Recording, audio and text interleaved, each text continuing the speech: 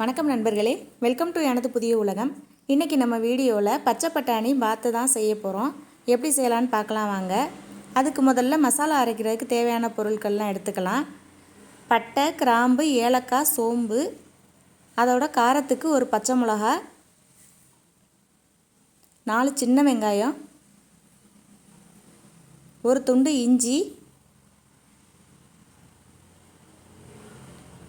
பூண்டு பல்லு ஒரு 4-5, ஒரு கைப்பிடி அளவு புதினா எல்லாம் சேர்த்து கொஞ்சமாக தண்ணி விட்டு அரைச்சி எடுத்துக்கலாம். இப்போ சட்டி காஞ்ச உடனே அதில் நல்லெண்ணெய் சேர்த்துக்கலாம். ஒரு பிரிஞ்சி இலை சேர்த்துக்கலாம். ஒரு கைப்பிடி அளவு பெரிய வெங்காயத்தை பொடி பொடியாக கட் பண்ணி சேர்த்துக்கலாம்.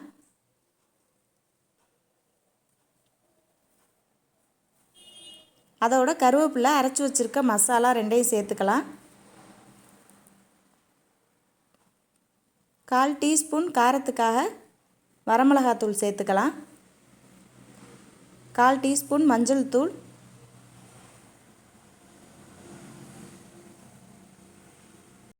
எல்லாம் சேர்த்து பச்சை வாசனை போகிற வரைக்கும் நல்லா வதக்கிக்கலாம்.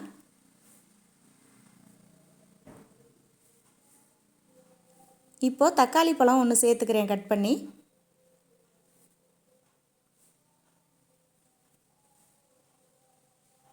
தக்காளி நல்லா வதங்கி வர்றதுக்கு கல்லுப்பு சேர்த்துக்கலாம்.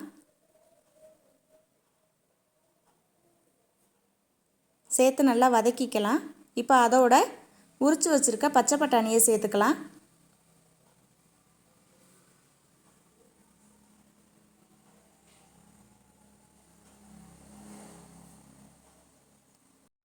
எல்லாம் நல்லா வதங்கி வரையில் ஒரு 1/2 கிளாஸ் தண்ணி சேர்த்துக்கலாம். பச்சை பட்டாணி மசாலா எல்லாம் ஒன்றா சேர்ந்து வெந்து வரணும். நல்லா இந்த மாதிரி கிரேவி பதத்துக்கு வந்த உடனே 3/4 பதத்துக்கு வேக வச்சு வடித்து வச்சுருக்க சாதத்தை சேர்த்துக்கலாம்.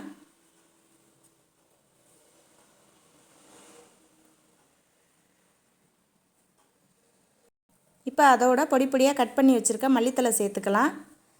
விருப்பப்பட்டவங்க இந்த ஸ்டேஜில் நெய் சேர்த்துக்கலாம். இப்போ அடுப்பை ஆஃப் பண்ணிவிட்டு சாதம் ஒன்றோட ஒன்று உடஞ்சிடாத அளவுக்கு பொறுமையாக மிக்ஸ் பண்ணலாம்.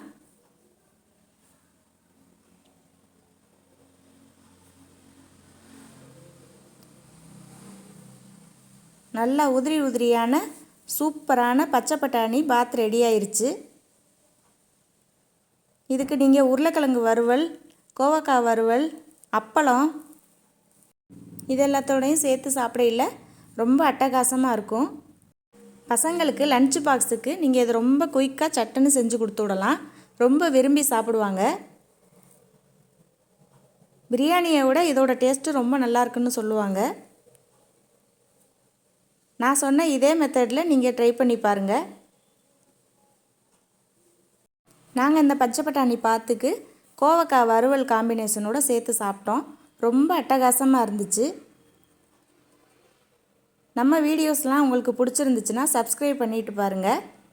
மீண்டும் அடுத்த ரெசிபியில் சந்திக்கலாம். நன்றி, வணக்கம்.